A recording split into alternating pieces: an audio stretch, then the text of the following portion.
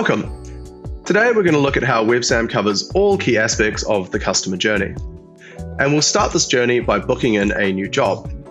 Now when you're booking in a new job, you can either choose to create a new customer and vehicle or simply select an existing customer, which is what we're going to be doing for this example. When I go to load the customer onto the job, I'm greeted by follow-ups that could be previous or future. For example, here we notice that the brake fluid would need replacing at the last service, so we've added that follow-up for this customer. I'll now give my job a quick description, and we can create the job. So that's now booked into the system. Now from here, I could either print out a physical job card for a technician, or if your technicians are using a laptop or a tablet, they'd actually be able to come in here and use this as their digital job card. We're going to jump forward in time and say all the work's been done, and we're now going to start filling out our invoice. So the first thing I'm going to add here is some text. This forms the story on the invoice that the customer sees so they know what was done. So we could put something simple like brake fluid replacement. You'd probably want to put something a bit more complex, but for this example, we'll keep it nice and easy. I'm also going to add some labor here. This is manually adding labor, so your technician may have told you how many hours they worked on this brake fluid replacement.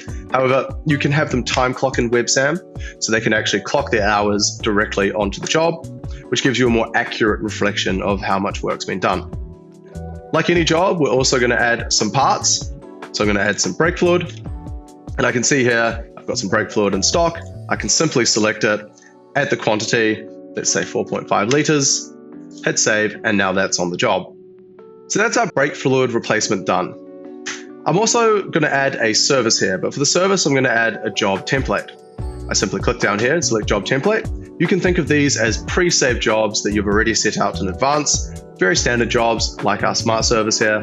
So once I click that to add it to the job, you'll see that it's already brought through a story for what was done on the service. We can see that we've got parts like engine oil and filter, and we've got some labor on here as well. So now that our job's ready, I simply click invoice, and that takes me to the next step, which is where we get prompted to do any follow-ups. So for example, we've just come in for a service. I'm going to click calculate next, so I can make sure that I can bring them back into my workshop in 6 months and keep that repeat business. Now that I've clicked invoice, it's sending that information straight to Xero as well, so your financials will be there ready for your accountant to work their magic. And here is our invoice screen. I can then print and email this invoice to the customer, depends what they would prefer.